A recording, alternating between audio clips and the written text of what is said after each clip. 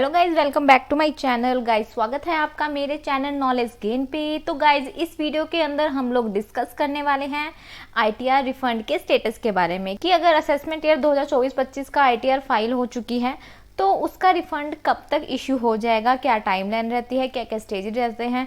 अगर अभी तक आपका रिफंड इशू नहीं हुआ है तो कहाँ पर आपको कंप्लेन करनी है, कैसे चेक करना है, तो ये सारी जानकारी मिलने वाली है एक ही वीडियो के अंदर। तो प्लीज पूरा वीडियो जरूर देखें। तो पहले हम लोग टाइमलाइन और स्टेजेस की बात करते हैं। टीडीएस का जो रिफंड होता है उसके क्या स्टेजेस होते हैं। तो सबसे पहले स्टेप 1 में आपको क्या करना है, स्टेप 1 में आपको आईटीआर फाइल करनी पड़ती है और सेकंड स्टेप में सीपीसी जो बेंगलोर टीम होती है इनकम टैक्स डिपार्टमेंट की, वो आपकी आईटीआर को प्रोसेस करती है और एक इंटीमेशन लेटर आपको इशू करती है। तो गाइस जैसे ही आपकी आईटीआर फाइल हो जाती है तो आप अपने पोर्टल के अंदर लॉगिन कर लीजिए। लॉगिन करने के बाद जैसे आपकी यहाँ पर आईटीआर ई वेरीफाई हो जाती है तो उसके बाद में ये अंडर प्रोसेसिंग जरूर जानी चाहिए। जी हाँ, अगर आपकी आईटीआर अंडर प्रोसेसिंग नहीं गई, इंटीमेशन लेटर आपको इशू नहीं हुआ, तो डेफिनेटली आपका जो रिफंड है यहाँ पर इशू नहीं हो पाएगा। तो यहाँ पर जो आपकी आईटीआर है वो प्रोसेसिंग होनी चाहिए और इंटीमेशन लेटर जरूर मिलना चाहिए। और आपका जो इंटीमेशन लेटर होता है वो आप यहाँ से भी डाउनलोड कर सकते हैं और प्लस ये आपको ईमेल पर भी मिल जाता है। और मेनली जो आपका इंटीमेशन लेटर होता है वो ग्रीन कलर के अंदर ही होना चाहिए, तभी जाकर आपको जो टीडीएस का रिफंड है वो मिलेगा।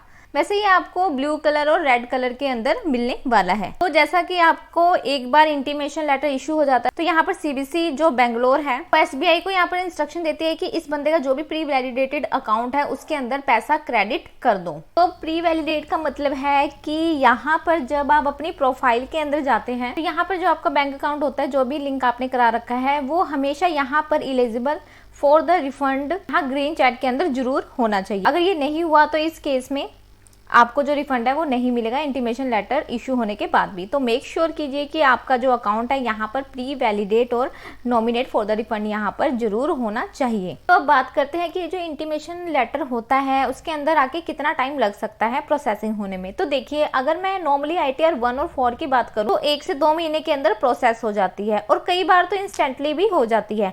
आईटीआर 2 और 3 के अंदर वक्त लग सकता है, इसे 3 महीने का जो टाइम है वो लग सकता है। और यहाँ पर अगर बात करूँगी जिसके अंदर कोई भी यहाँ पर डिमांड नहीं होती है, कोई भी रिफंड नहीं होता, तो आप देख सकते हैं कि असेसमेंट ईयर 2024-25 की उनकी जो आईटीआर है वो बहुत ही जल्दी यहाँ पर जो है वो प्रोसेस हो रही है। लेकिन अगर मैं बात करूँ रिफंड की तो डेफिनेटली यहाँ पर वो टाइम लग रहा है। इवन आप इसके स्टैटिस्टिक्स चेक करना चाहते हैं असेसमेंट ईयर 2024-25 के, यहाँ पर आप स्क्रीन पर देख सकते हैं कि यहाँ पर अभी तक 1,33,42,000 जो 810 है वो आईटीआर फाइल हो चुकी है और वेरीफाई हो चुकी है। पर लेकिन इनमें से केवल 39 लाख जो है वो आईटीआर केवल प्रोसेस हुई है।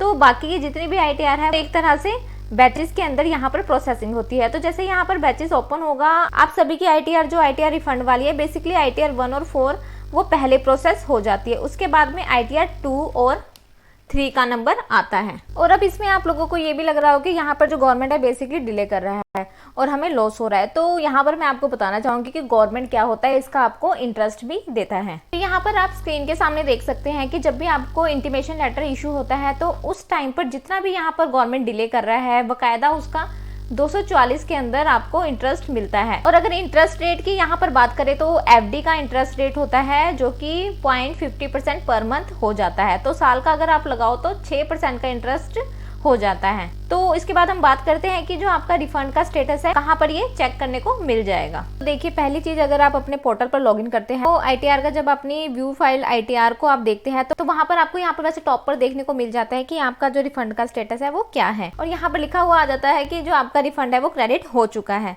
लेकिन स्टिल अगर आप ऑफिशियल तरीके से यहाँ पर चेक करना चाहते हैं तो सिंपली आपको क्या करना है, टॉप पर आपको सर्विसेज का ऑप्शन दिखाई दे रहा है, यहाँ पर आपने नो योर रिफंड स्टेटस पर जाना है और यहाँ पर आपने असेसमेंट ईयर सिलेक्ट कर लेना है। जैसे कि मैं 23-24 यहाँ पर सिलेक्ट कर रही हूँ, उसके बाद आपने सबमिट कर देना है। तो बकायदा यहाँ पर आपको जो अपना स्टेटस दिखाएगा, यूटीआर नंबर दिखाएगा, यूनिट ट्रांजैक्शन रेफरेंस नंबर की, इस रेफरेंस के थ्रू आपके अकाउंट के अंदर जो पैसा है इस डेट को क्रेडिट हो चुका है। इस तरह से आप अपना जो क्रॉस वेरीफाई भी यहाँ पर कर सकते हैं। तो अब बात करते हैं कि ये सब चीजें चेक करने के बाद में भी स्टिल काफी टाइम हो गया है और आपको रिफंड नहीं मिल रहा है तो आपको उसकी जो कंप्लेन है वो कहाँ पर करनी है। तो पहली चीज, अगर इंटीमेशन लेटर इशू हो चुका है फिर भी जो रिफंड है अगर आपको नहीं मिला है तो आप इस नंबर के थ्रू SBI को सीधे कॉन्टैक्ट कर सकते हैं। और ये SBI का डेडिकेट इनकम टैक्स डिपार्टमेंट की तरफ से यहाँ पर जो है वो हेल्पलाइन नंबर है। और इसके अलावा अगर आप चाहो तो अपनी ग्रीवियंस भी रेज कर सकते हो। इसके लिए आपको अपने पोर्टल पर लॉगिन कर लेना है और यहाँ पर आप देखोगे ग्रीवियंसेस का आपको ऑप्शन दिखाई दे रहा है, यहाँ पर सबमिट ग्रीवियंस कर देना है और यहाँ पर आपने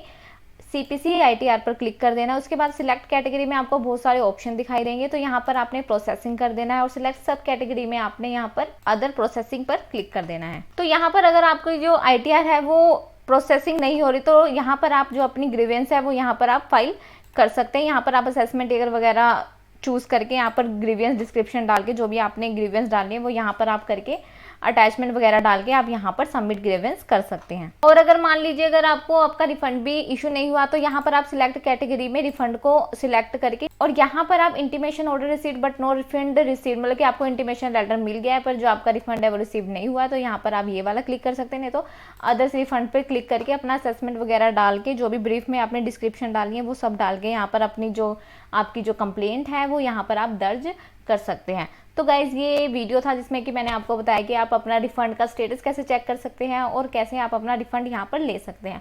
तो गाइज आई होप आपको जो मेरा वीडियो है पसंद आया होगा, और अगर वीडियो पसंद आया तो वीडियो को लाइक करें और ज़्यादा से ज़्यादा शेयर करें और चैनल को सब्सक्राइब करना मत भूलिए। मिलते हैं नेक्स्ट वीडियो में, अभी के लिए इतना ही। Thank you guys, thank you so much.